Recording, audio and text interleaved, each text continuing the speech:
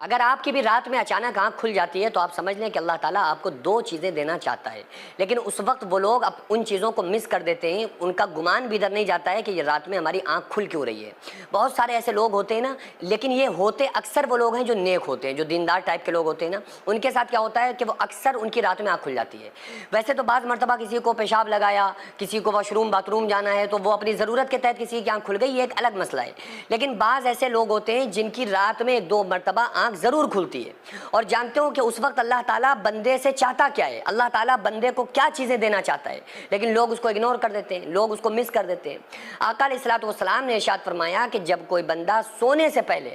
آیت الکرسی پڑھ لے یا چند چیزیں، چند قرآنی آیات وظائف پڑھ لے، جیسے 33 مرتبہ سبحان اللہ، 33 مرتبہ الحمدللہ، 34 مرتبہ اللہ اکبر، یہ تسبیح فاطمہ ہے نا، اس کو لوگ جانتے تو ہیں لیکن بہت سارے لوگ ایسے ہیں جو اس کو سونے سے پہلے پڑھتے ہی نہیں ہیں، جبکہ اس کی اتنی بڑی فضیلت ہے کہ ایک مرتبہ حضرت سیدہ طیبہ طاہرہ فاطمۃ الزہرا رسول اللہ صلی اللہ علیہ وآلہ وسلم کی بیٹی تشریف لائیں اور کہنے لگیں کہ یا رسول اللہ صلی اللہ علیہ وآلہ وسلم ایک خادمہ دے دیجئے، ایک ایسا خادم دے دیجئے جو ہمارے کاموں میں ہاتھ بٹا لے۔ تو آقا علیہ السلام نے ارشاد فرمایا کہ اے میری بیٹی فاطمہ، کیا میں تمہیں اس سے بھی بڑی چیز عطا نہ کر دوں؟ تو سیدہ نے فرمایا یا رسول اللہ صلی اللہ علیہ وآلہ وسلم، اے میرے بابا جان ضرور دے دیجئے۔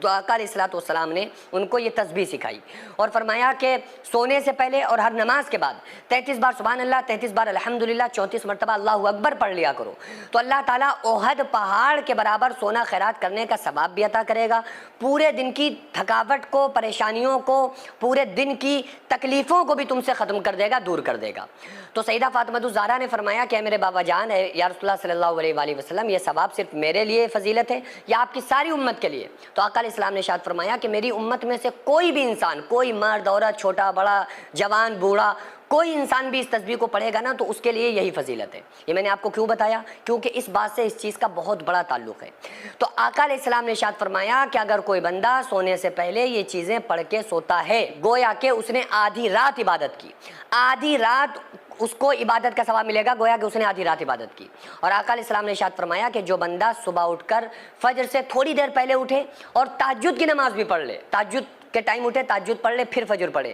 تو گویا کہ اس نے پوری رات اللہ کی عبادت کی، اس کی پھر پوری رات عبادت میں لکھی جائے گی۔ حالانکہ اس نے تو سونے سے پہلے چند چیزیں پڑھی تھیں اور صرف صبح اٹھ کر تہجد پڑھی ہے، باقی تو پوری رات سویا ہے، لیکن آقا علیہ السلام نے ارشاد فرمایا کہ اس کو پوری رات تہجد کا، اس کو پوری رات عبادت کا ثواب ملے گا۔ اور بندے کی رات میں اچانک آنکھ کھل گئی اور اس نے ان چیزوں میں سے کسی ایک چیز کو پڑھ لیا تو آپ سمجھیں کہ بندے نے آدھی رات اللہ کی عبادت کی۔ اور اکثر وہ لوگ جو دیندار ہوتے ہیں، نیک لوگ ہوتے ہیں، اگر ان کی رات میں اخیر حصے میں آنکھ کھل رہی ہے تو اللہ تبارک و تعالیٰ